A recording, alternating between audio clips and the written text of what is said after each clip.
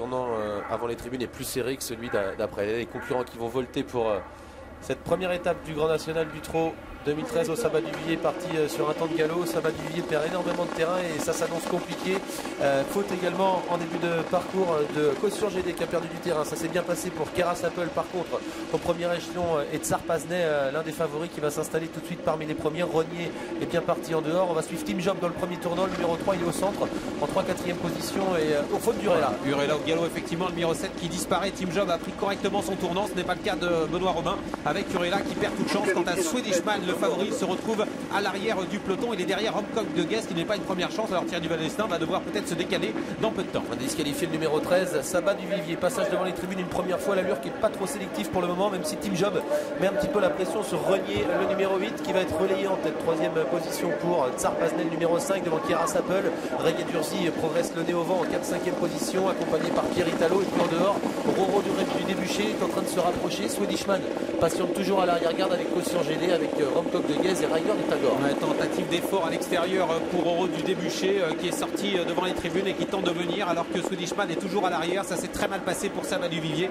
Le numéro 13 qui, on vous le rappelle, a été disqualifié, tout comme Urella. Le numéro 7, ligne d'en face une nouvelle fois. C'est dur pour Roro du Débuché qui est en train de négocier ce deuxième tournant en épaisseur. Il est contré par Rayet Durzi et puis à la corde ça va bien pour Team Job qui pour l'instant est toujours tête et corde. Deuxième position pour Renier. Tsar Pazneh est 3e devant Roro du Débuché qui parvient à se rabattre en deuxième épaisseur maintenant. Keras Apple est bien sur un 4e rideau à la corde et voilà Swedishman maintenant qui attaque le wagon de 3 qui se forme. Swedishman suivi par Romcock de Guez hésitant. Ouais, Swedishman qui va essayer de venir à la hauteur de Tsar Pazneh qui se décale. Vous voyez Dominique Lochneux qui ne veut pas rester en dedans et se faire enfermer alors que Team Job a toujours l'avantage avec Renier. Le peloton se reforme dans le tournant. Et du coup Swedishman se retrouve au large parce que Dominique Lochneux ne veut pas se faire piéger. Il s'est mis en deuxième épaisseur, ce qui fait que Thierry Duval-Destin est un petit peu contraint de progresser en 3e épaisseur. Le passage devant les tribunes, encore un peu plus d'un tour à parcourir. Team Job a toujours l'avantage. Swedishman maintenant qu'il rejoint en tête. Renier un super parcours depuis le départ. Il est 3e le long de la corde. Romcock de Guez hésite en dehors alors que le numéro 5 Tsar Pazneh est 4e juste derrière son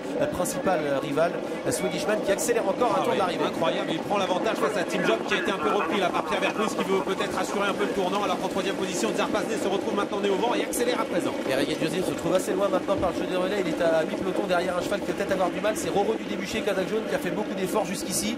Les concurrents qui vont bientôt aborder la ligne d'en face une dernière fois. Swedishman qui s'est installé en tête à son extérieur. Tsar Pazneh qui n'a plus de dos maintenant. Team Job est 3e le long de la corde devant Renier qui a un bon parcours mais qui se retrouve enfermé maintenant. Le Roro du Débuché est toujours là. Keras Apple patiente avec Pierre Italo avec également Rayet Durzi qui se rapproche petit à petit. De Team Job qui a fait une petite bêtise là à cet instant, qui perd un peu le contact mais qui tente de se relancer en dedans alors que Swedishman a toujours l'avantage et effort à l'extérieur de Rayet Durzi qui est lancé à pleine vitesse par Franck Ouvry tout en dehors. Rayet Durzi qui remet un coup de pression dans cette course. Il va pouvoir se rabattre en plus derrière Tsar Pazneh. C'est bien joué. Franck Ouvry en tête, ça va bien pour Swedishman dans le dernier tournant qui a son extérieur à Tsar Pazneh. Team Job est 3e le long de la corde avec des ressources devant le numéro 2 Rayet Durzi qui est 4e. Keras Apple essaye de garder quelque chose alors que Renier a réussi à sortir de la corde et que Caution GD s'apprête à bien finir. Entrée de ligne droite avec Swedishman qui a l'avantage à son extérieur. Tsar Pazneh, faute de Team Job qui disparaît. Keras Apple qui prend le chemin de la corde avec Rayet Durzi qui termine bien en dehors avec Renier également en dedans et en dehors le numéro 12 Caution GD, le numéro 14 Swedishman qui semble se balader dans cette course et qui repousse toutes les attaques.